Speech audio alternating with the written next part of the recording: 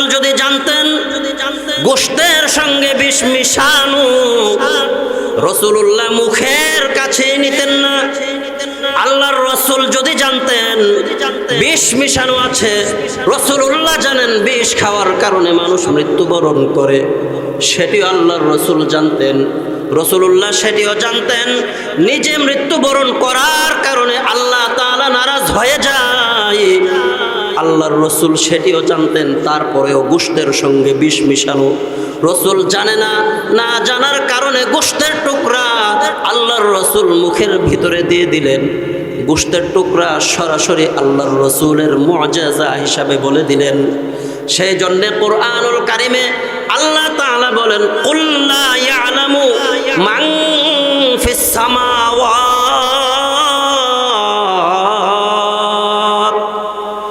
ফিস সামাওয়াতি ওয়াল আরদিল গায়বা ইল্লাল্লাহ। নবী আপনি বলে দেন আসমান এবং জমিনের গায়েবের খবর একমাত্র আমি আল্লাহ রব্বুল আলামিন ব্যতীত কেউ জানে না। সেই জন্য ইহুদি সালাম ইবনে সেকেনের বিবি আল্লাহর রসুলের সঙ্গে চক্রান্ত করে গোশতের সঙ্গে বিষ মিশায়া রসুলকে খাবারের জন্য দিলেন। অল্প কিছু বিষের প্রতিক্রিয়া আল্লাহর রসুলের ভিতরে যাওয়ার কারণে হযরত আয়েশা বলেন, আম্মা জান আয়েশা বলেন, ইয়া রাসূলুল্লাহ, সালামের বিবি আপনাকে গোশতের মধ্যে বিষ মিশায়া খাওয়ানোর কারণে নবী গো প্রতিটা বছর আপনাকে দেখি আমি আপনি কষ্ট করেন, গোশতের প্রতিক্রিয়া আপনি প্রতিটা বছর ইয়া রাসূলুল্লাহ আপনি কষ্ট করেন। আল্লাহর রাসূল তখন বলেন, আল্লাতি আকালতা ক্বাল মা আসাবানি শাইউন মিনহা ইল্লা ওয়া হুয়া মাকতুবাতুন আলাইয়া ওয়া আদামু ফি তিনাতিহি। নবী আলাইহিস সালাম বলেন, আয়েশা শুনো, ইহুদি সালামের বিবি আমাকে বিষ খাওয়াবে, এই ঘটনা এই বিষয়টা আল্লাহ তাআলা আমার কপালে তখন লিখে দিলেন। আমার কপালে তখন লেখা হয়ে গিয়েছিল যখন আদম মাটি এবং পানির সঙ্গে মিশেছিল, এর আগে আল্লাহ তাআলা আমার তকদিরে এই বিষের জিনিস লিখে দিয়েছেন।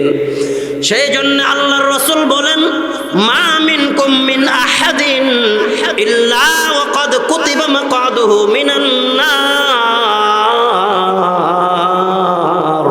ওয়া মাকআদুহু মিনাল জান্নাহ। রাসূলুল্লাহ বলেন, তোমাদের মধ্যে এমন কেহ নাই যার নামটা জান্নাতে অথবা জাহান্নামে লিখে রাখা হয় নাই। এই কথা আল্লাহর রাসূল বলার সঙ্গে সঙ্গে ক্বালু ইয়া রাসূলুল্লাহ আফালা নাত্তাকিলু আলা কিতাবিনা ওয়া নাদাউল আমালা। সাহাবায়ে কেরাম বললেন, ইয়া রাসূলুল্লাহ, নামটা যদি জান্নাতে লেখা হয়ে থাকে না হয় জাহান্নামে লেখা থাকে, তাহলে আমরা তাকদীরের উপরে নির্ভর করে সকল প্রকার আমল করা ছেড়ে দেব কিনা? ইয়া রাসূলুল্লাহ, আমরা নামাজ পড়ি, আমরা রোজা রাখি, আমরা যাকাত প্রদান করি, ইয়া রাসূলুল্লাহ, আমরা তাসবিহ তাহলিল করি, নামটা ফুসিনা ওয়া মিন সাইয়্যাতি আমালিনা من يهده الله فلا مضل له ومن يضلله فلا هادي له ونشهد أن لا إله إلا الله وحده لا شريك له ونشهد أن سيدنا وسندنا وشفيعنا وحبيبنا ومولانا محمد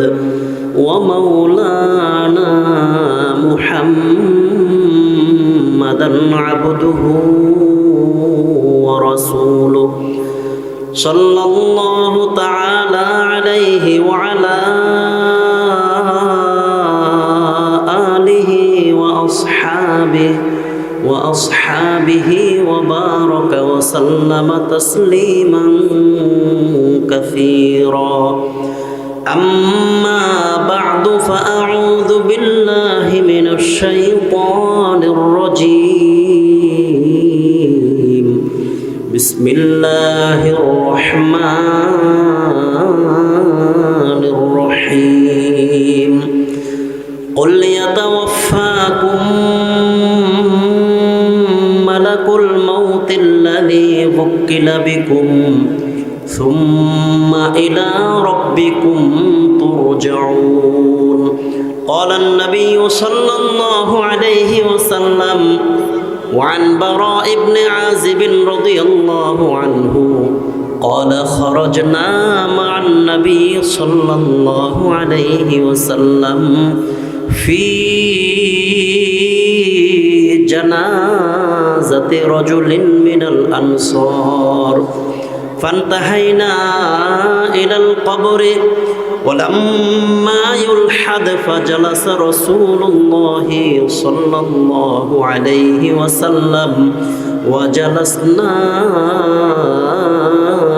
حوله كأن على رأسنا الطير وفي يده عود ينكت به في الأرض فرفع رأسه فقال استعيذوا بالله من عذاب القبر مرتين أو ثلاثا ثم قال إن العبد المؤمن إذا كان في انقطاع من الدنيا وإقبال من الآخرة نزل إليه ملائكة من السماء بيض الوجوه كأن وجوههم الشمس معهم كفن من أكفان الجنة وحنوط الجنة حتى يجلسوا منه مد البصر ثم يجيء ملك الموت عليه السلام إلى آخر الحديث بلغ العلا بكماله كشف الدجى بجماله حسنت جميع خصاله صلوا عليه وآله غرض दुनिया के चारों शम गरज दुनिया की चारों शम अधीरा ही अधीरा था गरज दुनिया की चारों शम तधीरा ही अधीरा था निशान नूर गुमता और जुल्मत का बसीरा था हकीकत की खबर देने बशीरा या नज़ीरा या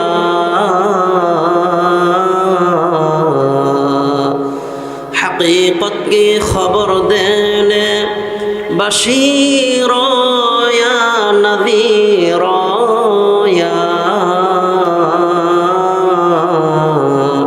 शहंशाहीन जिसके कदम चूमे वह फ़क़ीरा या अल्लाहुम्मा सल्लि व सल्लिम व बारिक अलैहि। আটলা সাদওয়ালা বাড়ির মরহুম রজব আলী ভূঁইয়া সাহেবের স্মরণে 12তম ওয়াজ ও ইসলামী মহাসম্মেলনের সভাপতি জনাব সদরে জলসা অত্র এলাকার ইমানদার দিন দরদি ভাই ও বোনেরা, আল্লাহ তাআলার দরবারে শুকরিয়া আদায় করছি যিনি আমাদেরকে প্রচণ্ড শীতের মধ্যে কোরআনী নুরানি সুন্নতি মাহফিলের প্যান্ডেলের নিচে আমাদেরকে পরিপূর্ণ সুস্থ সবল ভালো রেখে মাহফিলে আসার বসার সুযোগ করে দিলেন। সেই জন্য আমরা সকলে মন ভরে প্রাণ খুলে বলি আলহামদুলিল্লাহ আলহামদুলিল্লাহ। قال النبي صلى الله عليه وسلم ما منكم من احد الا وقد كتب مقعده من النار ومقعده من الجنه।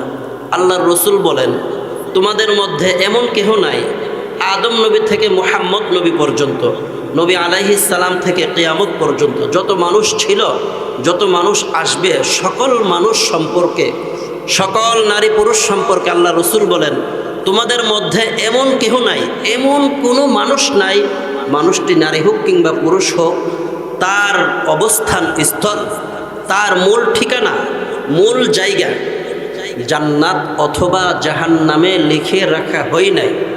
অর্থাৎ আপনার নামটা, রাসূলুল্লাহ বলেন, আপনার নামটা হয়তো জান্নাতে লেখা হয়ে গেছে, না হয় জাহান্নামে লেখা হয়ে গেছে, দুই জায়গার এক জায়গায় লেখা হয়ে গেছে। এটি হচ্ছে তাকদীর। রাসূল বলেন তাকদীর, যা লেখা হওয়ার হয়ে গেছে। এরই পরিপ্রেক্ষিতে আল্লাহ রাসূল বলেন, ক্বালান নবী সাল্লাল্লাহু আলাইহি ওয়াসাল্লাম, লা ইয়াজালু ইউসিবুকা ফি কুল্লি আমিম মাজমুআ।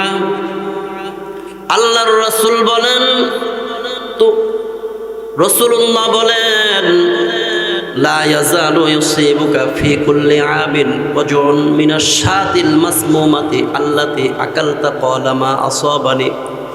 রাসূলুল্লাহ মদিনা শহরে যাওয়ার পরে, খাইবরের যুদ্ধের পরে, ইহুদি সালাম ইবনে সাকানের বিবি আল্লাহর রাসূলকে দাওয়াত করলেন, চক্রান্ত করে গোশতের সঙ্গে বিষ মিশ্রিত করলেন।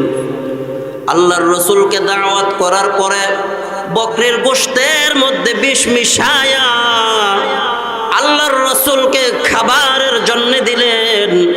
বর্ণনা দুইটি, হয়তো খাবার আল্লাহর রাসূলের কাছে পাঠাইয়া দিলেন, আবার বর্ণনায় আছে আল্লাহর রাসূলকে দাওয়াত করে আনলেন। সাহাবা একরামও কয়েকজন আল্লাহর রাসূলের সঙ্গে ছিল। রাসূলুল্লাহ খাবার খাওয়ার জন্য বসলেন, গোশতের টুকরা মুখে দেওয়ার সঙ্গে সঙ্গে গোশতের টুকরার জবান আল্লাহ তাআলা খুলে দিলেন। আল্লাহর রাসূলকে গোশতের টুকরা সরাসরি বলে দিলেন, ইয়া রাসূলুল্লাহ, আমাকে গোশতের সঙ্গে, আমি গোশতের সঙ্গে বিষ মিশ্রিত করে আপনাকে খাওয়ার জন্য দিলেন। কয়েকজন সাহাবা ইকরাম সঙ্গে সঙ্গে শাহাদাত বরণ করেন। আল্লাহর রাসূল গোশতের খবর পেয়ে সঙ্গে সঙ্গে মুখের থেকে গোশত ফেলে দিলেন। আপনারা সাদা দিলে জবাব দিবেন। আল্লাহ তাআলার পরে পৃথিবীর মধ্যে সবচাইতে বেশি জ্ঞানী যিনি ছিলেন, তিনি ছিলেন আমাদের নবী আলাইহিস সালাম, ঠিক কিনা? পৃথিবীর মধ্যে সবচাইতে বড় ডাক্তার যিনি ছিলেন, তিনি ছিলেন আমাদের নবী আলাইহিস সালাম। আল্লাহর রাসূল সেটিও জানতেন, যেহেতু তিনি পৃথিবীর বড় ডাক্তার, রাসূল সেটিও জানতেন গোশতের সঙ্গে বিষ মিশালে মানুষ খেয়ে সঙ্গে সঙ্গে মৃত্যুবরণ করা লাগে, সেটি আল্লাহর রাসূল জানতেন। বিষের প্রতিক্রিয়ার ব্যাপারে রাসূলুল্লাহ জানতেন, কিন্তু রাসূলুল্লাহ সেটিও জানতেন, ইচ্ছে করে বিষ খেয়ে মৃত্যুবরণ করলে আত্মহত্যা হারাম, সেই বিষয়টাও জানতেন। তারপরেও গোশতের টুকরা কেন আল্লাহর রাসূল মুখে দিলেন? অবশ্যই এই ঘটনা প্রমাণ করে আল্লাহর রাসূল বিন্দু পরিমাণ গায়েবের খবর জানে না, ঠিক কি? আল্লাহর রাসূল যদি জানতেন গোশতের সঙ্গে বিষ মিশানো, রাসূলুল্লাহ মুখের কাছে নিতেন না। আল্লাহর রাসূল যদি জানতেন বিষ মিশানো আছে, রাসূলুল্লাহ জানেন বিষ খাওয়ার কারণে মানুষ মৃত্যুবরণ করে, সেটিও আল্লাহর রাসূল জানতেন। রাসূলুল্লাহ সেটিও জানতেন নিজে মৃত্যুবরণ করার কারণে আল্লাহ তাআলা নারাজ হয়ে যায়, আল্লাহর রাসূল সেটিও জানতেন। তারপরেও গোশতের সঙ্গে বিষ মিশানো রাসূল জানে না, না জানার কারণে গোশতের টুকরা আল্লাহর রাসূল মুখের ভিতরে দিয়ে দিলেন। গোশতের টুকরা সরাসরি আল্লাহর রাসূলের মুআজিজা হিসাবে বলে দিলেন। সেই জন্য কুরআনুল কারীমে আল্লাহ তাআলা বলেন, কুল লা ইয়ালামু মান ফিস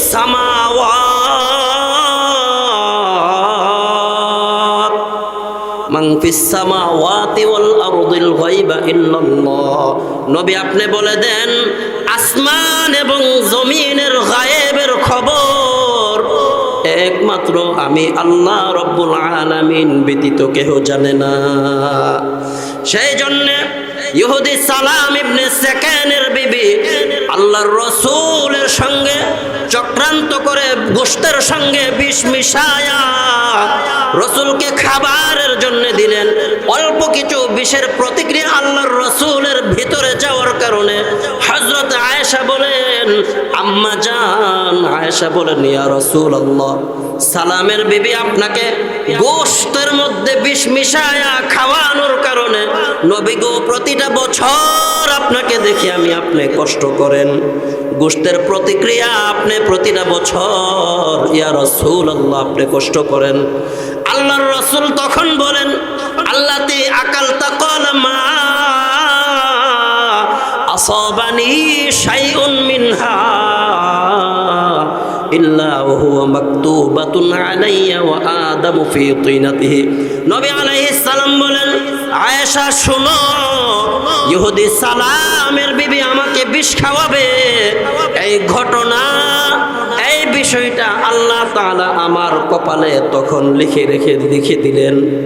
আমার কপালে তখন লেখা হয়ে গিয়েছিল যখন আদম মাটি এবং পানির সঙ্গে মিশেছিল, এর আগে আল্লাহ তাআলা আমার তকদিরে এই বিষের জিনিস লিখে দিয়েছেন। সেই জন্য আল্লাহর রাসূল বলেন, মা মিনকুম মিন আহাদিন ইল্লা ওয়া ক্বাদ কুতিবা মাকআদুহু মিনান নার ওয়া মাকআদুহু মিনাল জান্নাহ। রাসূলুল্লাহ বলেন, তোমাদের মধ্যে এমন কেহ নাই যার নামটা জান্নাতে অথবা জাহান্নামে লিখে রাখা হয় নাই। এই কথা আল্লাহর রাসূল বলার সঙ্গে সঙ্গে ক্বালু ইয়া রাসূলুল্লাহ আফালা নাত্তাকিলু আলা কিতাবিনা ওয়া নাদাউল আমালা।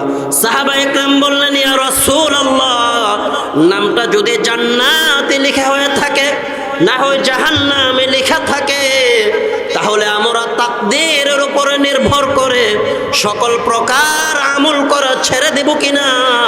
ইয়া রাসূলুল্লাহ, আমরা নামাজ পড়ি, আমরা রোজা রাখি, আমরা যাকাত প্রদান করি, ইয়া রাসূলুল্লাহ, আমরা তাসবিহ তাহলিল করে নামটা যেহেতু জান্নাতে কিংবা জাহান্নামে লেখা হয়ে গেছে, সেই জন্য কি আমরা আমল করা ছেড়ে দিব কিনা? সাহাবায়ে কেরাম আল্লাহর রাসূলকে বলেন, আমরা নামাজ পড়া ছেড়ে দিব কিনা, আমরা যাকাত প্রদান করা ছেড়ে দিব কিনা, আমরা হজ করা ছেড়ে দিব কিনা, আমরা রোজা রাখা ছেড়ে দিব কিনা?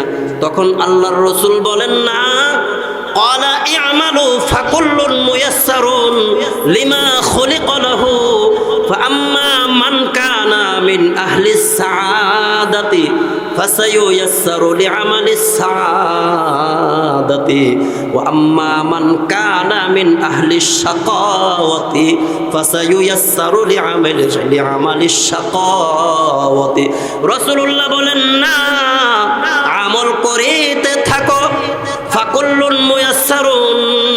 রাসূল বলেন, না, আমল করিতে থাকো, তোমাদের প্রত্যেক ব্যক্তির জন্য তাই সহজ করে দেওয়া হয় যার জন্য আল্লাহ তাআলা যাকে সৃষ্টি করেছেন, যাকে আল্লাহ তাআলা জান্নাতের জন্য বানালেন, যাকে আল্লাহ তাআলা জান্নাতের জন্য সৃষ্টি করলেন।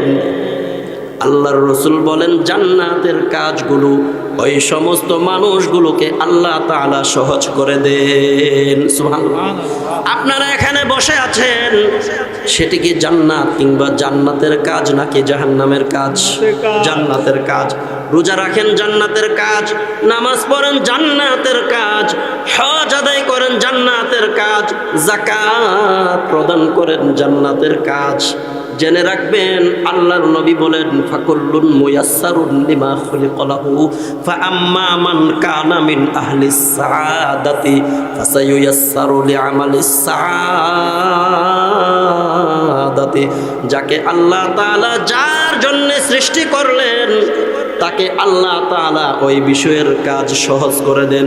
সেই জন্য শুকরিয়া আদায় করেন, আল্লাহ তাআলা আমাদেরকে অবশ্যই জান্নাতের জন্য সৃষ্টি করলেন, সেই জন্য জান্নাতের কাজগুলো আমাদের জন্য সহজ করে দিলেন। আলহামদুলিল্লাহ। وأما من كان من أهل الشقاوة فسييسر لعمل الشقاوة। রাসূলুল্লাহ বলেন, যাকে আল্লাহ তাআলা জাহান্নামের জন্য সৃষ্টি করলেন, জাহান্নামের কাজগুলো করা তাদের জন্য আল্লাহ তাআলা সহজ করে দেন। ভাইরা আমার, সাদা দিলে জবাব দিবেন। ভারতের প্রধানমন্ত্রী নরেন্দ্র মোদী, আমেরিকার ডোনাল্ড ট্রাম্প, ইসরায়েলের প্রধানমন্ত্রী বলেন, রাশিয়ার প্রধানমন্ত্রী বলেন, মাইক্রোর কথা বলেন, এই সমস্ত ব্যক্তিদেরকে আমাদের থেকে একটা হাত কম নাকি?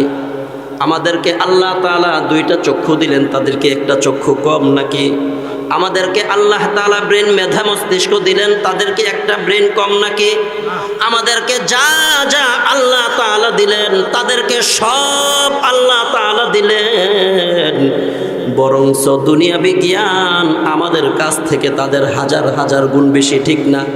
কিন্তু ভারতের প্রধানমন্ত্রী জীবনে বুকে হাত দিয়ে এই কথা বলতে পারবে কিনা সারাটা জীবনের মধ্যে একটা সেকেন্ডের জন্য আল্লাহ তাআলাকে একটা সিজদা করছেন বলতে পারবে? চুলগুলো তো পেকে গেছে, দাড়িগুলো তো পেকে গেছে। সেই জন্য রাসূলুল্লাহ বলেন, ওয়া আম্মা মান কানা মিন আহলিশ শাকাওয়াতি ফাসায়ুয়াসসারু লিআমালিশ শাকাওয়াতি, যাকে আল্লাহ তাআলা জাহান্নামের জন্য বানালেন, জাহান্নামের কাজগুলো করা তাদের জন্য সহজ করে দেন। قال النبي صلى الله عليه وسلم لا يدخل النار إلا شقي قيل يا رسول الله ومن الشقي قال من لم يعمل لله بطاعة ولم يترك له بمعصية। رسول الله বলেন, কপাল পোড়া, হতভাগা, কপাল মন্দ যারা, তারা ব্যতীত কেহ জাহান্নামে প্রবেশ করবে না। আল্লাহর নবী বলেন, যাদের কপালটা পোড়া, যাদের কপালটা খারাপ, যাদের কপালটা বন্ধ, রাসূলুল্লাহ বলেন ওই সমস্ত মানুষগুলো জাহান্নামে প্রবেশ করবে। সাহাবা একরাম আল্লাহর রাসূলকে বললেন, কিলা ইয়া রাসূলুল্লাহ ওয়া মানিশ শাকিয়্যু, কপাল পোড়া কার? ইয়া রাসূলুল্লাহ, কপালটা মন্দ কার? কপালটা খারাপ কার? কপাল পোড়া কার? রাসূলুল্লাহ বলেন, ক্বালা মান লাম ইয়ামাল লিল্লাহি বিতাআতিন ওয়া লাম ইয়াতরুক লাহু বিমাসিয়াতিন। আল্লাহর নবী বলেন, যারা আল্লাহ তাআলার হুকুমগুলো মানে না আর নাফরমানির কাজগুলো ছেড়ে দেয় না, গুনাহ করা বন্ধ করে না, আল্লাহ তাআলার নির্দেশ হুকুম মানে না, ওই সমস্ত মানুষগুলো হলো কপাল পোড়া আর কপাল মন্দ। আল্লাহর রাসূল বলেন, যারা আল্লাহর হুকুম মানে না এবং নাফরমানির কাজ ছেড়ে দেয় না, গুনাহ করা বন্ধ করে না, ওই সমস্ত মানুষগুলো হলো কপাল পোড়া, আর ওই সমস্ত মানুষগুলো আল্লাহর রাসূল বলেন জাহান্নামী। সেই জন্য আল্লাহ তাআলা আমাদেরকে আল্লাহ তাআলার প্রত্যেকটা হুকুম মানার তৌফিক দান করুক। আমরা সকলে বলি আমিন। সমস্ত গুনাহ বন্ধ করার তৌফিক দান করুক। আমরা সকলে বলি আমিন। ভাইরা আমার, আমি আপনাদের সম্মুখে কুরআনুল কারীমের সূরাতুস সাজদা থেকে একটি আয়াতে কারিমা তিলাওয়াত করলাম, 11 নং আয়াত। এই আয়াতে আল্লাহ তাআলা বলেন, নবী গো, আপনি সকলকে বলে দেন, প্রাণ হরণের দায়িত্বে নিয়োজিত ফেরেশতা তোমাদের প্রাণ হরণ করবে। যেহেতু বিষয়টা গুরুস্থান সম্পর্কে মাহফিল, আমি এই বিষয়টা নিয়ে একটু আলোচনা করার ইচ্ছে করছি। আপনারা শুনবেন তো? আপনাদের কষ্ট হচ্ছে? আপনারা যদি বসেন, কুরআন সুন্নাহ থেকে গুরুত্বপূর্ণ আলোচনা বলা হবে। মান ক্বারাআ হারফান মিন কিতাবিল্লাহি ফালাহু বিহি হাসানাতুন। রাসূলুল্লাহ বলেন, যে সমস্ত মানুষ কুরআনুল কারীমের একটা অক্ষর শুনলো কিংবা পড়লো, আল্লাহ তাআলা তাকে সঙ্গে সঙ্গে 10টা নেকির মালিক বানিয়ে দেন। সুবহানাল্লাহ। তাহলে এখানে অনেকগুলো আয়াতে কারিমা তিলাওয়াত হবে, অনেকগুলো সওয়াবের অধিকারী হবেন। আল্লাহ তাআলা আমাদেরকে বসার তৌফিক দান করুন। আমিন। আল্লাহ তাআলা প্রত্যেক ফেরেশতাদেরকে এক এক দলকে এক এক দায়িত্ব দিয়ে দিলেন। তার মধ্যে হযরত আজরাইলকে একটা দায়িত্ব দিলেন। তিনির কাজ হচ্ছে পৃথিবীর সমস্ত মানুষ, সমস্ত নারী পুরুষের, আদম নবী থেকে কিয়ামতের দিন সকালবেলা শেষে যেই ব্যক্তি মারা যাবে ওই ব্যক্তি পর্যন্ত সকল মানুষের প্রাণ হরণ করা, সকল মানুষের মৃত্যু ঘটানোর দায়িত্বটা আল্লাহ তাআলা হযরতে আজরাইলকে দিয়ে দিলেন। এই কথাটা আল্লাহ তাআলা নবীকে বলেন, কুল ইয়াতাওয়াফাকুম, নবী গো আপনি বলে দেন, প্রাণ হরণের দায়িত্বে নিয়োজিত ফেরেশতা তোমাদের প্রাণ হরণ করবে। সুম্মা ইলা রব্বিকুম তুরজাউন, হে মানুষ তোমরা তারপরে আমি রব্বুল আলামিনের কাছে আবার পুনরায় ফিরে আসবে। ঠিক কিনা আমরা যাব না? ঠিক। ওয়াকানু ইয়াকুলুন আইযা মিতনা ওয়া কুন্না তুরাবা ওয়া ইযামান আইন্না লামাবউসুন। কাফেররা বলতো আমরা যখন মৃত্যুবরণ করে, আমরা যখন মইরা অস্থি হাড্ডি ও মাটি পরিণত হয়ে যাব, আইন্না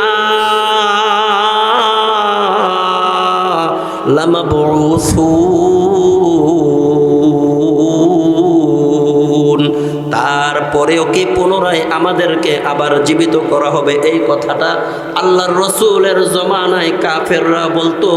হযরতে হুদ আলাইহিস সালামের সম্প্রদায়ের কাফেররাও এই কথাটা বলতো। আমরা যখন মৃত্যুবরণ করে মাটির সঙ্গে মিশে যাব, আমাদের হাড্ডিগুলো যখন মাটি খেয়ে ফেলবে, আমাদের গোশতগুলো যখন মাটি খেয়ে ফেলবে, ইন্না লামাবউসুন, তারপরেও কি আমাদেরকে পুনরায় জীবিত করা হবে? আল্লাহ তাআলা বলেন আওয়া আবাউনাল আউয়ালুন কুল ইন্নাল আউয়ালিনা ওয়াল আখিরিন। কাফেররা এই কথাও বলতো আমাদের পূর্বে যারা মৃত্যুবরণ করে মারা গেছে, হাজার হাজার বছর আগে যারা মারা গেছে, তাদেরকেও কি আবার পুনরায় জীবিত করা হবে? আমরা মরে যাওয়ার পর আমাদেরকেও জীবন দেওয়া হবে, আমাদের পূর্বপুরুষদেরকেও আবার জীবন দেওয়া হবে নাকি? তখন আল্লাহ তাআলা বলেন, নবী গো আপনি বলে দেন, কুল ইন্নাল আউয়ালিনা ওয়াল আখিরিন লামাজমুউনা ইলা মিকাতি ইয়াউমিন মা'লুম। নবী আপনি বলে দেন, পূর্ববর্তীরা এবং পরবর্তীরা যারা চলে গেছে, কিয়ামত পর্যন্ত যারা আসবে, যারা আছে, আল্লাহ তাআলা নবীকে বলেন, নবী আপনি সকলের ব্যাপারে বলে দেন লামাজমুউনা ইলা মিকাতি ইয়াউমিন মা'লুম, সবাই একত্রিত হবে এক নির্ধারিত দিনের নির্দিষ্ট সময়ে আমি রব্বুল আলামিনের কাছে উপস্থিত হয়ে যাবে। ওয়াউরিদু আলা রাব্বিকা সাফফা, সকলকে আল্লাহ তাআলার সামনে জমা করা হবে। লাকাদ জিতুমুনা কামা খালাকনাকুম আউওয়ালা মাররা বাল জামতুম আল্লান নাজআলা লাকুম মাওইদা। ভাইরা আমার, আল্লাহ তাআলা নবীকে বলেন, কুল ইয়াতাওয়াফাকুম, নবী গো আপনি তাদেরকে বলে দেন, প্রাণ হরণের দায়িত্বে নিয়োজিত ফেরেশতা তোমাদের প্রাণ হরণ করবে। আজরাইলকে দায়িত্ব আমি দিয়ে দিলাম, আজরাইল মৃত্যু ঘটাবে, তারপরে আবার পুনরায় আমার কাছে তোমরা এসে যাবে। এই কথাটা নবী গো আপনি আপনার উম্মতদেরকে বলেন। এখন আমি যে হাদিস আপনাদের সম্মুখে তিলাওয়াত করলাম, আল্লাহর রাসূল মানুষদেরকে দুই ভাবে মৃত্যুবরণের কথা বলেছেন। ঈমানদার মুমিন মুত্তাকিনদের মরণের এক অবস্থা, কাফের মুশরিক বেঈমান ফাসিক ফুজ্জারদের মরণের এক অবস্থা। একজন ঈমানদারের কি দাম, লা তাকুমুস সাআ হাত্তা ইউকালা আল্লাহ আল্লাহ। রাসূলুল্লাহ বলেন, সারাটা পৃথিবীর মধ্যে কোনো একজন ঈমানদার আছে আর সব মানুষ বেঈমান। ধরে নেন আপনাদের আটলা গ্রামের জীর্ণ শীর্ণ নম্র নরম পরিবারের একজন দুর্বল পরিবারের একজন মানুষ শুধু ঈমানদার, এই মানুষটা প্রকৃত মুমিন। সারাটা পৃথিবীতে আর কোনো একজন ঈমানদার নাই। আল্লাহর নবী বলেন, একটা মানুষ থাকার কারণে সাতটা আকাশ আল্লাহ তাআলা সাত আকাশের জায়গায় রেখে দিবেন, সাতটা জমিনের জায়গায় রেখে দিবেন। আল্লাহ তাআলা বলেন, ওয়াশ-শামসু তাজরি লিমুস্তাকাররিল লাহা যালিকা তাকদীর তাকদীরুল আজিজিল আলীম। আল্লাহ তাআলা আমাদেরকে সূর্যটা বানায়া দিলেন, আমাদের উপকারের জন্য সূর্য বানালেন। আলাম নাজআলিল আরদা মিহাদা ওয়াল জিবালা আওতাদা। এই আয়াতে আল্লাহ তাআলা পৃথিবীর অনেক কিছু কথা বললেন। আল্লাহ তাআলা বলেন ওয়াজআলনা সিরাজা ওয়াহাজা। সূর্যের ব্যাপারে আল্লাহ তাআলা বলেন আমি একটা সূর্য তোমাদেরকে বানায়া দিলাম, সেটি চকচকে উজ্জ্বল ঝকঝকে দীপ্ত জ্বলন্ত প্রদীপ বানায়া দিলাম। ভাইরা আমার সাদা দিলে বলবেন এই যে 2-3 দিন 5 দিন পূর্বে সত্য প্রবাহ গিয়েছিল, 3 দিন 5 দিনের শৈত্য প্রবাহের কারণে আমাদের অবস্থার পরিবর্তন হয়ে গেছে, ঠিক কিনা?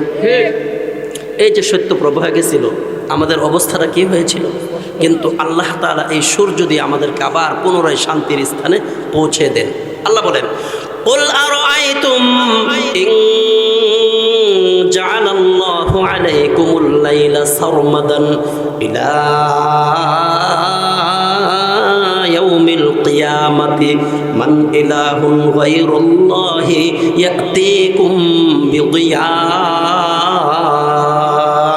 আল্লাহ বলেন দিনটাকে যদি আমি লম্বা করে কিয়ামত পর্যন্ত লম্বা করে দে, তাহলে এমন কে আছে দিনের আধার দিনের আলো দূর করে রাতের অন্ধকার এনে দিতে পারবে? পারবে কেউ? কুল আরাআইতুম ইন জাআলাল্লাহু আলাইকুমুন নাহারা সারমাদান ইলা ইয়াউমিল কিয়ামাতি মান ইলাহুন গায়রুল্লাহি ইয়াতিকুম বিলাইলিন তাসকুনু। রাত্রটাকে লম্বা করে কিয়ামত পর্যন্ত যদি আমি লম্বা করে রাখি, এমন পৃথিবীতে কে আছে রাত্রের আধার দূর করে দিনের সূর্যের ঝলকানি সূর্যের আলো এনে দিতে পারে? আফালা তুবসিরুন। আল্লাহ তাআলা বলেন তোমরা কি দেখো না, তোমরা কি লক্ষ্য করো না? ওয়াশ-শামসু তাজরি লিমুস্তাকাররিন লাহা। আল্লাহ তাআলা বলেন সূর্য তার নির্দিষ্ট অবস্থান স্থলের দিকে যায়। সকালবেলা পূর্ব দিক থেকে উদয় হইয়া সারাটা দিন আপনি আমাকে উপকার করে, সন্ধ্যাবেলায় পশ্চিম দিকে ঢলে পড়ে কিনা? আল্লাহর রাসূল বলেন সূর্য পূর্ব দিক থেকে উদয় হইয়া সারাটা দিন আপনি আমাকে উপকার করে পশ্চিম দিকে ঢলে পড়ে আল্লাহ তাআলার কুদরতি পায়ে গিয়ে সিজদা করে অনুমতি প্রার্থনা করে রব্বুল আলামিন আগামীকাল আমি আবার পূর্ব দিক থেকে উদয় হওয়ার অনুমতি আছে কিনা? সূর্য আল্লাহ তাআলার কাছে কুদরতি ভাবে আল্লাহ তাআলার কুদরতি পায়ে সিজদা করে অনুমতি নিয়া পরের দিন সকালবেলা আবার পূর্ব দিক থেকে উদয় হয়ে যায়। সুবহানাল্লাহ। আল্লাহর রাসূল বলেন সূর্য ইমানদার মুমিন মুত্তাকিন একজন ব্যক্তি যতদিন এই দুনিয়ায় বেঁচে থাকবে সূর্য তার ডিউটি ঠিকভাবে পূর্ব দিক থেকে উদয় হবে, পশ্চিম দিকে অস্ত যাবে, ঠিকভাবে তার ডিউটি পালন করবে। কিন্তু একজন ইমানদার যখন দুনিয়ায় থাকবে না, কুরআনুল কারিমে আল্লাহ তাআলা বলেন ইদা শামসু কুফিরাত, সূর্যের আলো ম্লান হয়ে যাবে, সূর্য আলোহীন হয়ে যাবে। সূর্যটাকে আল্লাহ তাআলা ভাঙ্গা সমুদ্রের মধ্যে ফেলে দিবেন। তাফসীরের কিতাবে লেখা আছে সমুদ্রের মধ্যে সূর্য পড়ার কারণে সারাটা পৃথিবীর 73 ভাগ পানি, নদী, সাগর, সমুদ্র, দরিয়া সবগুলো পানি সূর্যের তাপের কারণে আল্লাহর রাসূল বলেন আগুনে পরিণত হয়ে যাবে, সারাটা পৃথিবীর পানি আগুন হয়ে যাবে। কিন্তু রাসূলুল্লাহ বলেন একটা মুমিন যতদিন বেঁচে থাকবে আল্লাহ তাআলার নিজাম ঠিক রাখবে, সূর্য ঠিকভাবে চলবে, জমিন ঠিকভাবে জমিনের জায়গায় থাকবে, সাগর সমুদ্র দরিয়াগুলো জায়গায় থাকবে। পাহাড় পর্যন্ত মানুষের জানাজায় এমন 40 জন মানুষ জমা হয়।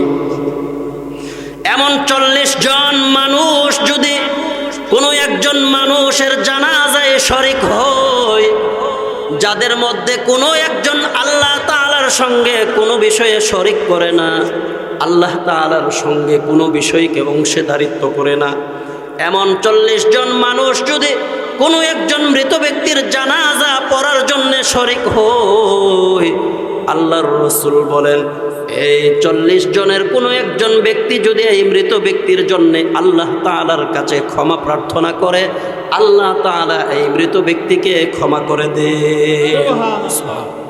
ইবনে আব্বাস বলেন, আল্লাহর রসুলের কাছ থেকে শুনলাম, এমন কোনো মানুষ, কোনো একজন মানুষ মৃত্যুবরণ করলো, নারী হোক কিংবা পুরুষ হোক, এই মানুষটার জানাজায় যদি এমন 40 জন মানুষ জমা হয় যারা আল্লাহ তাআলার সঙ্গে কোনো বিষয়ে শরিক করে না, কোনো বিষয়কে আল্লাহ তাআলার সঙ্গে অংশীদারিত্ব করে না, একমাত্র ওয়াহদানিয়াতের উপরে বিশ্বাস, খাঁটি ইমানদার, এমন 40 জন মানুষ যদি কোনো একজন মৃত ব্যক্তির জানাজা পড়ে, রাসূলুল্লাহ বলেন এই জানাজার 40 জনের একজন ব্যক্তিও যদি এই মৃত ব্যক্তির জন্য আল্লাহ তাআলার কাছে ক্ষমা চায়, মাফ চায়, আল্লাহ তাআলা এই মৃত ব্যক্তিকে ক্ষমা করে দেন।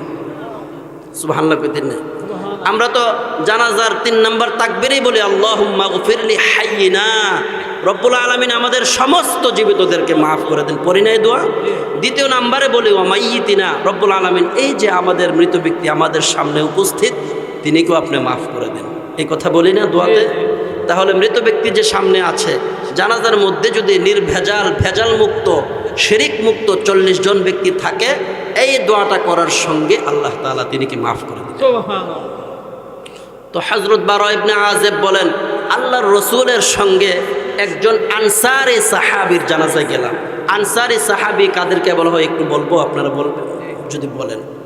আনসারি বলা হয় আল্লাহর রসুলের উপরে 40 বছর একদিন পূর্ণ হওয়ার পরে নবুয়তির দায়িত্ব আল্লাহ তাআলা আল্লাহর রসুলকে দিলেন। আল্লাহর রসুল নবুয়তির দায়িত্ব পাবার পরে 13টা বছর মক্কা নগরীতে থাকলেন। শেষ পর্যন্ত লম্বা ঘটনা, আল্লাহর রসুলকে আল্লাহ তাআলা হুকুম করলেন, নবী গো মক্কায় আর থাকা যাবে না, মক্কা ছেড়ে আপনি মদিনায় হিজরত করতে হবে। আল্লাহর রসুল মক্কা ছেড়ে মদিনায় চলে গেলেন। মদিনায় যখন গিয়েছিলেন তখন আল্লাহর রসুলকে মদিনার সাহাবা একরাম এমনভাবে সম্মান, এমনভাবে আদর, এমনভাবে যত্ন, এমনভাবে স্নেহ করতে শুরু করলেন, তাদের এই যত্নের কারণে আল্লাহ তাআলা কুরআনুল কারিমে আয়াতে কারিমা নাযিল করে দিলেন, ওয়াল্লাযীনা তাবাওয়াউ الدار والإيمان من قبلهم يحبون من هاجر إليهم ولا يجدون في صدورهم حاجة مما أوتوا ويؤثرون على أنفسهم ولو كان بهم خصاصة। আল্লাহ তাআলা আনসারি সাহাবীদের ব্যাপারে আয়াতে কারিমা নাযিল করে দিলেন, ওয়াল্লাযীনা তাবাওয়াউদ দার। আল্লাহ তাআলা বলেন যারা মুহাজিরদের আগমনের পূর্বে মদিনায় বসবাস করেছিল, আল্লাহর রাসূলের সঙ্গে মক্কা ছেড়ে যারা মদিনায় চলে গিয়েছিল তাদেরকে মুহাজির বলা হয়। ওই সময় যারা মদিনায় বাস করতেন, মদিনায় যারা থাকতেন তাদেরকে আনসারি সাহাবী বলা হয়। তাদের গুণগান আল্লাহ তাআলা কুরআনুল কারিমে বললেন, আল্লাহর রাসূল বলেন, ক্বালান নাবিয়্যু সাল্লাল্লাহু আলাইহি ওয়াসাল্লাম ক্বালাতিল আনসারু লিন নাবিয়্যি আকসিম বাইনানা ওয়া বাইনা ইখওয়ানিনা নাখিলা ক্বালা লা তাকফুনানাল মু'নাতা ওয়া নুশরিকুকুম ফিস সামারাতি ক্বালু সামি'না ওয়া আতা'না। কয়েকজন আনসারি সাহাবী মদিনায় যাদের বাড়ি, তারা কয়েকজন আল্লাহর রসুলের কাছে গেলেন, গিয়া বললেন, ইয়া রাসূলুল্লাহ, এই যে খেজুরের বাগান, নবী গো আপনি এই যে খেজুরের বাগানগুলো দেখেন, এইগুলো হলো আমাদের। কয়েকজন আনসারি সাহাবী আল্লাহর রসুলের কাছে গেলেন, গিয়ে বললেন, ইয়া রাসূলুল্লাহ, এই যে খেজুরের বাগানগুলো দেখেন, এইগুলো আমাদের। আপনি এই বাগানগুলো আমাদের মধ্যে এবং আমাদের মেহমান মুহাজির ভাইদের মধ্যে আপনি ভাগ এবং বন্টন করে দেন। আমার কথা আপনারা বুঝেননি? আনসারী সাহাবীরা আল্লাহর রাসূলকে বললেন, নবী গো, এই বাগানগুলো আমাদের, আপনি আমাদের এই বাগানগুলো আমাদের মধ্যে এবং আমাদের মেহমান মুহাজির ভাই যারা মক্কা থেকে হিজরত করে সব কিছু ছেড়ে দিয়ে আমাদের মেহমান হয়ে গেছে, ইয়া রাসূলুল্লাহ, এই বাগানগুলো আপনি আমাদের মধ্যে তাদের মধ্যে ভাগ করে দেন, বন্টন করে দেন। ক্বালা লা তাকফুনাল মু'নাতা, আল্লাহর রাসূল বলেন, না, বাগান তোমাদের কাছেই থাক, বাগানের দেখাশোনা তোমরাই করবা, বাগানের পানি সেচনের কাজ তোমরাই করবা, বাগানের রক্ষণাবেক্ষণ তোমরাই করবা। কারণ শোনো আমার সাহাবীরা, তারা শত শত মাইল দূর থেকে এখানে হিজরত করে এসেছে, তোমরা যেইভাবে বাগানের কাজগুলো করবা সেইভাবে তারা নাও পারতে পারে, সেই জন্যে বাগানের কাজ তোমরাই করো, বাগানের তত্ত্বাবধানের কাজ তোমরাই করো। ওয়ানুশরিকুকুম ফিস সামারাতি ক্বালু সামি'না ওয়া আতা'না। আল্লাহর রাসূল বলেন, আনসারী সাহাবীরা শোনো, বাগানের খেজুরগুলো যখন পেকে যাবে, খেজুরগুলো যখন পেকে যাবে, খেজুরগুলো যখন নামানো হবে, ওই সময়ে খেজুরগুলো আমি তোমাদের মধ্যে এবং তোমাদের মেহমান মুহাজির ভাইদের মধ্যে ভাগ এবং বন্টন করে দিব। অনুশরিকুকুম ফিস সামারাতি, ওই সময় তোমাদেরকে শরীক করব। ক্বালু সামি'না ওয়া আতা'না।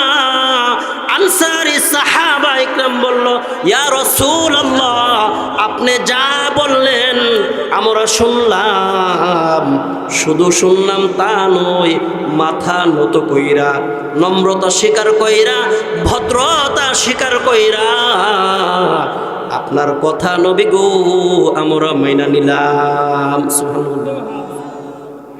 আনসারী সাহাবীরা বললেন, ইয়া রাসূলুল্লাহ, আপনি যেমনে কোন এমনই, আপনি যদি বলেন খেজুর পাকার পরে খেজুরগুলো নামানোর পরে ভাগ করে দিবেন, আমরা মাথা পাইতা নরম হইয়া নম্রতার সাথে আপনার কথা মেনে নিলাম।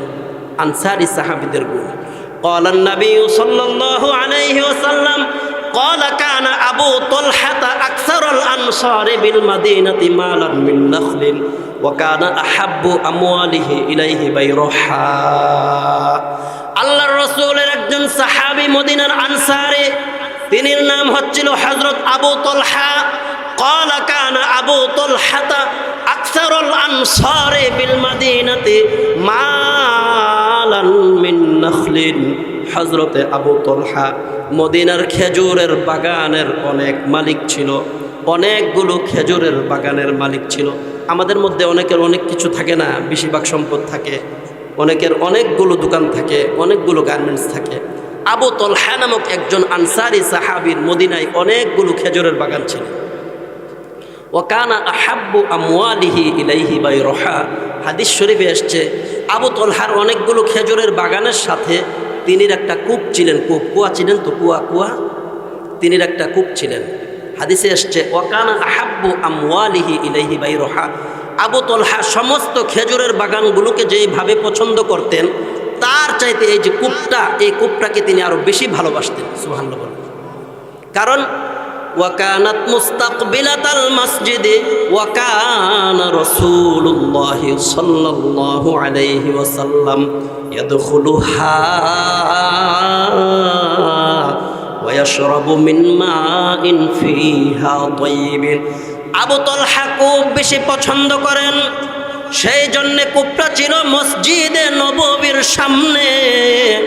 এখন যে মদিনার মসজিদ, মসজিদে নববীর সামনে এই কূপ ছিল। আল্লাহর রাসূল এই কূপের পারে যাইতেন, আল্লাহর রাসূল গিয়া প্রতিনিয়ত এই কূপের মিঠা পানি পান করতেন। সুবহানাল্লাহ। কূপটা ছিল মদিনার মসজিদে নববীর সামনে, এই কূপের মিঠা পানি আল্লাহর রাসূল পান করতেন। ওয়া কানাত মুস্তাকবিলাতাল মসজিদে ওয়া কানা রাসূলুল্লাহ সাল্লাল্লাহু আলাইহি ওয়াসাল্লাম ইয়াদখুলুহা ওয়া ইয়াশরাবু মিন মাইন ফিহা তাইয়িবিন। আল্লাহর রাসূল কূপের মিঠা পানি পান করতেন। এই হাদিসটা বর্ণনা করেন আল্লাহর রাসূলের একজন সাহাবী, তিনির নাম হলো হযরতে আনাস। হযরতে আনাস রাদিয়াল্লাহু আনহু আল্লাহর রাসূলের একজন সাহাবী ছিলেন। তিনি যখন 10 বছর বয়স, ওই সময় তিনির আম্মা জান আল্লাহর রসুলের কাছে হযরত আনাস রাদিয়াল্লাহু আনহুকে নিয়ে গেলেন। নিয়ে গিয়ে আল্লাহর রসুলকে বললেন, ইয়া রসুল আল্লাহ, আপনার খেদমতে আমার ছেলেটাকে আমি দিয়ে গেলাম, এই আপনার খেদমত আমার ছেলেটা করবে। হযরত আনাস বলেন, আল্লাহর রসুলের 10টা বছর আমি খেদমত করলাম। সুবহানাল্লাহ বলেন। হুজুর আসছে, বসবে, গুরুত্বপূর্ণ 5 মিনিটে একটি কথা শুনে। হযরত আনাস বলেন, আল্লাহর রসুলের 10টা বছর আমি খেদমত করলাম, কিন্তু 10টা বছরে আল্লাহর রসুলের কাছ থেকে এমন কোনো একটি শব্দ আমি শুনি নাই যেই শব্দ আমার কাছে আল্লাহর রসুলে বললেন, আনাস এই কাজটাতে তুমি কেন করলা? আল্লাহর রসুলের কাছ থেকে 10 বছরে বিন্দু পরিমাণ কোনো কষ্ট আল্লাহর রসুলের কাছ থেকে হযরত আনাস রাদিয়াল্লাহু আনহু পাই নাই। আল্লাহর রসুল হযরত আনাস রাদিয়াল্লাহু আনহুর জন্য দোয়া করলেন। হাদিসের ব্যাখ্যায় লেখা আছে, হযরত আনাস রাদিয়াল্লাহু আনহুকে আল্লাহ তাআলা 73 জন ছেলে সন্তান দিয়েছিলেন। সুবহানাল্লাহ বলেন। তিনির মাইয়া সন্তান ছিল 27 জন। মোট তিনির সন্তানাদি ছিল 100 জন। তিনির বয়স ছিল 103 বছর। তিনির বাগানে প্রতি বছর 2 বার ফল আসতো। অন্য সাহাবা ইকরামের বাগানে বছরে যদি 1 বার ফল আসতো, হযরতে আনাস রাদিয়াল্লাহু আনহুর বাগানে প্রতি বছর 2 বার ফল আসতো। মনে করেন আপনার বাড়িতে বড়ি গাছ, স্বাভাবিকভাবে বছরে 1 বার ফল আসে, কিন্তু হযরত আনাস রাদিয়াল্লাহু আনহুর দোয়ার কারণে, আল্লাহর রসুলের দোয়ার কারণে তিনির বাগানে প্রতি বছর 2 বার ফল আসতো। হাদিসের ব্যাখ্যায় লেখা আছে, হযরত আনাস রাদিয়াল্লাহু আনহুর বাগানের ফল থেকে জান্নাতি মেশকে আম্বরের ঘ্রাণ আসতো। সুবহানাল্লাহ। এমন একজন সাহাবী হাদিসটা বর্ণনা করেন। এখন যেহেতু হুজুর এসে গেছে, আমি আর আলোচনা লম্বা করব না। আল্লাহ পাক যদি পরবর্তীতে তৌফিক দান করেন আমি আলোচনা বলবো। 2 মিনিটে আমি একটি হাদিস শুধু আপনাদেরকে শোনাই। এই যে আজকের মাহফিলটা, এটি কিসের জন্য? কবরস্থান সম্পর্কে না? قال النبي صلى الله عليه وسلم ما الميت في القبر إلا كالغريق المتغوث ينتظر دعوة تلحقه من أب أو أم أو أخ أو صديق। আল্লাহর রসুল বলেন, কবরে যারা আছে তারা সাহায্য প্রার্থী। সমুদ্রের মধ্যে নৌকা ডুবে গেলে মানুষ যেমন সাধারণ একটা ডিঙ্গি নৌকার যেমন প্রার্থনা, ডিঙ্গি নৌকা যেমন তার কাছে সবচাইতে বেশি প্রিয় থাকে। মনে করেন সমুদ্রের মাঝখানে জাহাজ ডুবে গেছে, এখন একটা তক্তা পাইলে তক্তাটাই আপনার কাছে কোটি টাকার মূল্য, ঠিক না? রসুল বলেন, যারা কবরে আছে ওই সমস্ত মানুষগুলো দুনিয়ার মানুষের দোয়ার জন্য এমন মুখাপেক্ষী হয়ে থাকে। ইয়ানতাজিরু দাওয়াতান তালহাকুহু মিন আবিন আও উম্মিন আও আখিন আও সদীকিন। সে তার মা, বাবা, ভাই, বন্ধুর দোয়ার অপেক্ষা করতে থাকে। কবরওয়ালা ব্যক্তি তার মা, বাবা, ভাই, বন্ধুর, আত্মীয় স্বজনের দোয়ার অপেক্ষা করতে থাকে। ফাইদা লাহিকাতহু কানা আহাব্বা ইলাইহি মিন আমওয়ালিহি। রাসূলুল্লাহ বলেন, জীবিত মানুষেরা যখন মৃত ব্যক্তির জন্য দোয়া করে, এই দোয়াটা যখন মৃত ব্যক্তি কবরে তার কাছে এমন পছন্দনীয় আর এমন প্রিয় হয়, এমন ভালো লাগে, দুনিয়ার মধ্যে যে সমস্ত মাল আছে, সারা দুনিয়াতে যেই পরিমাণ স্বর্ণ এবং সারাটা দুনিয়া যেমন দাম, এই সারা দুনিয়ার স্বর্ণ এবং দুনিয়া থেকেও তার কাছে জীবিত ব্যক্তি যে দোয়া করলো, এই দোয়াটা তার কাছে আরও বেশি পছন্দনীয়। সুবহানাল্লাহ। আল্লাহর রসুল বলেন, জীবিত ব্যক্তিরা মৃত ব্যক্তির জন্য দোয়া করার কারণে আল্লাহ তাআলা মৃত ব্যক্তিদেরকে দোয়াগুলো পাহাড়ের মতন বড় বড় নেকি বানায় তাদের কাছে পৌঁছে দেন।